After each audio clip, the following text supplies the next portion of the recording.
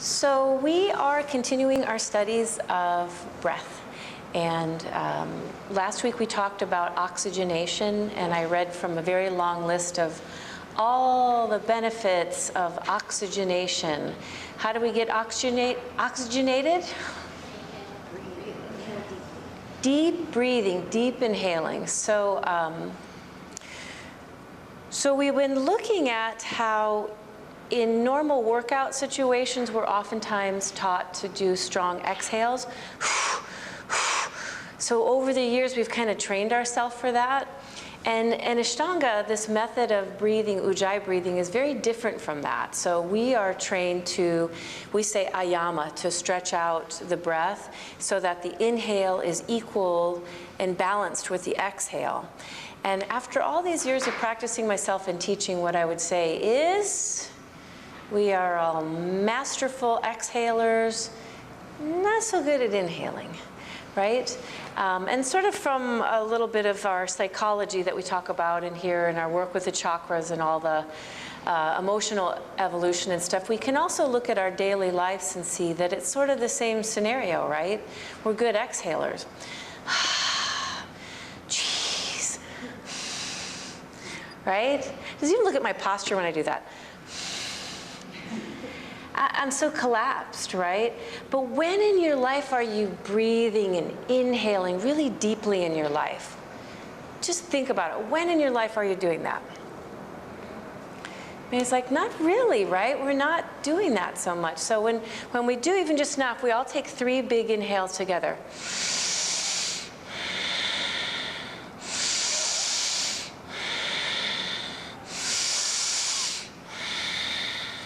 So number one, I'm going to say I just changed my physical structure.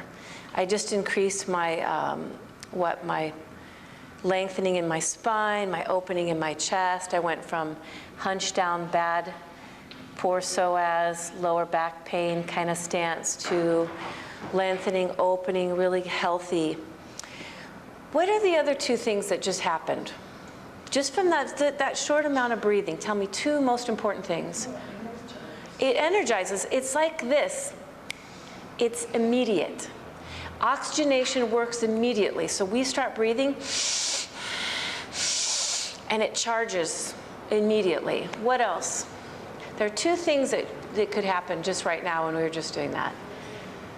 It elevates your mood, right? So I've been doing that a lot. I don't know why, like in the car, sort of randomly, it's become my little place to just start sucking in the oxygen in my little car. And right away, like no matter what my little mind was going, and doing all that stuff, it just raises the mood. So I had given you guys homework last week that I know you guys are doing your homework. So I told you guys the moment you wake up, if you're an alarm person, the alarm goes off, or if you're just that person that you wake up, very consciously you might start to be the looking bird now and see like, what's your first thought? But I'm asking you, even before you hit that first thought, to take 10 big inhales. Who's been doing it? What do you have to say about it? Good? Energy? Ray, what about you? What would you say is? Yeah, it wakes you up.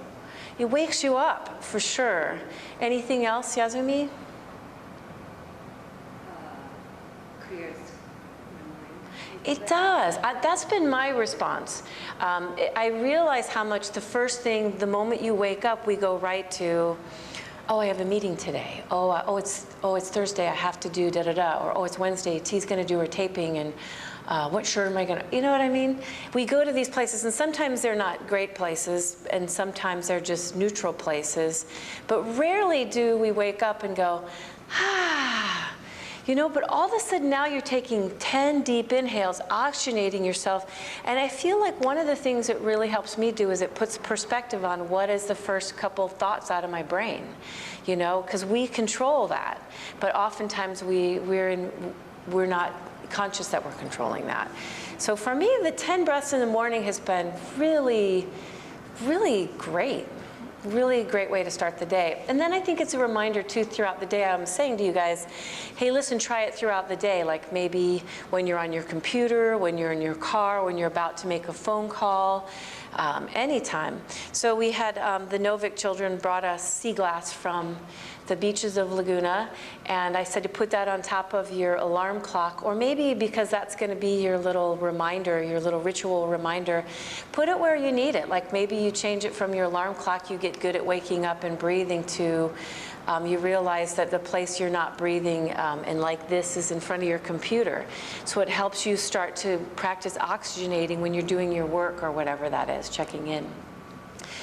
Within the practice, I've been asking you guys to focus, because what I realize as both a student and teacher is we're not great at inhaling in our Ashtanga practice either. We really have to train and work for it.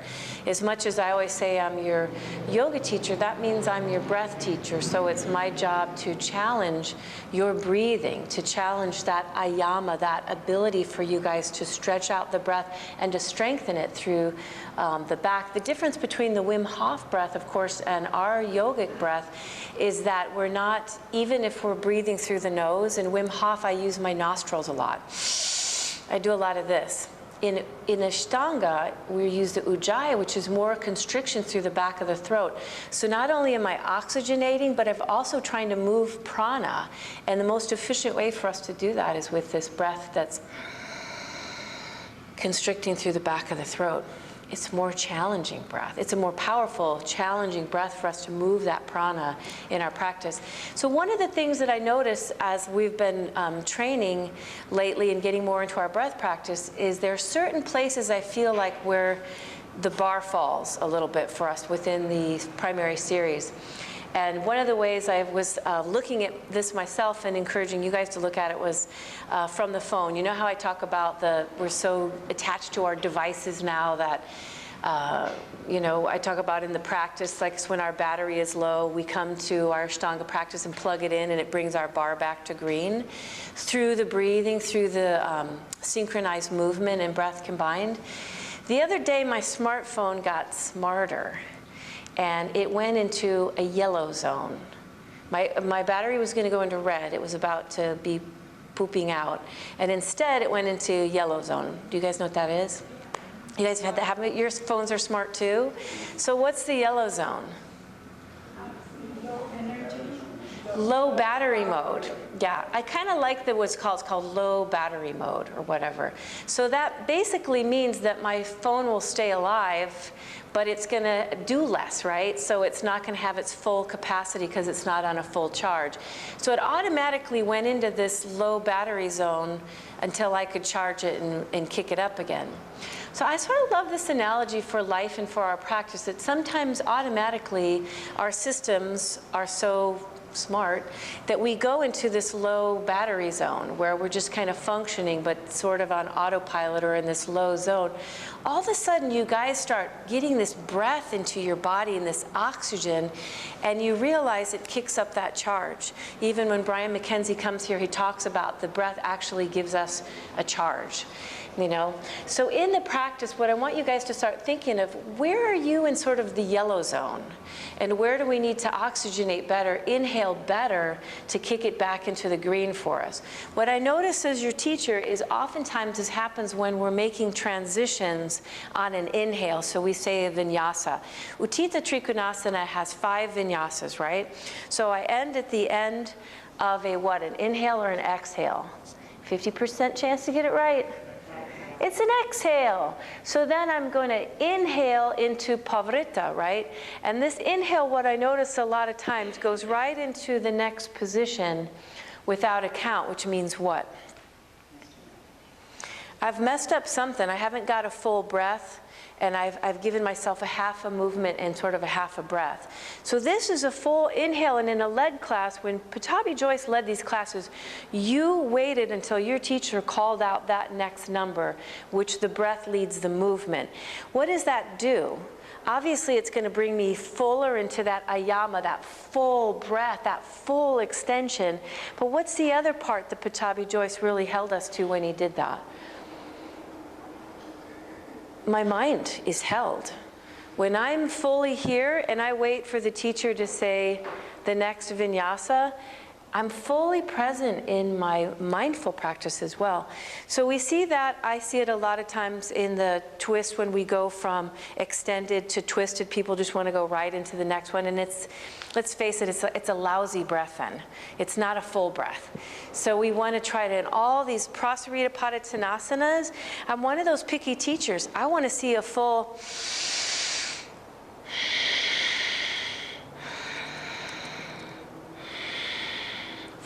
breath in all the vinyasas, right? So we enter and exit on that full extension and full breath, and don't rush it. When we get to the floor, I also notice it when we're going to make a transition into the seated postures. So what is down dog, an inhale or an exhale? It's an exhale. So then when I go into Paschimottanasana, what is that? Normally, what are we doing? We're holding our breath most of the time as a dead silence, right? And then the sound of boom, boom, all the, no, just kidding. But we're meant to, there's accounted for every movement has a breath. So when we jump through, it's not retention. There is no retention in the Ashtanga primary series, in the second series either. But so we're trying to inhale, and what I notice is we just don't give that even a lot of attention. We're in that yellow zone. We're holding our breath till we get through, like, ee. So what I want you guys to start doing is be mindful in your practice of your entrances and how you can, it's doable. I'm personally, me, after however many years of being a student and a teacher, I'm really working on increasing that for myself, you know, so I can increase that inhale as I jump through. For me, what I do is when I bend my knees, that moment where I'm just about to jump, I try to make the inhale happen. So we'll see if I'm not ready yet, but we'll try.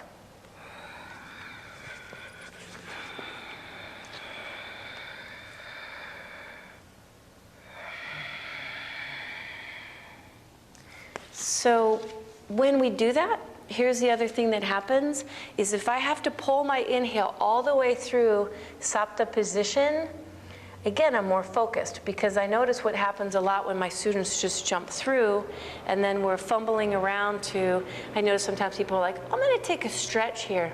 Oh, that feels good. Right before I go into it. Or I'm going to scratch, fix my hair, exhale. What would Guruji say? This is not correct, right? What I just showed you is correct. And you know what, you guys? It's hard.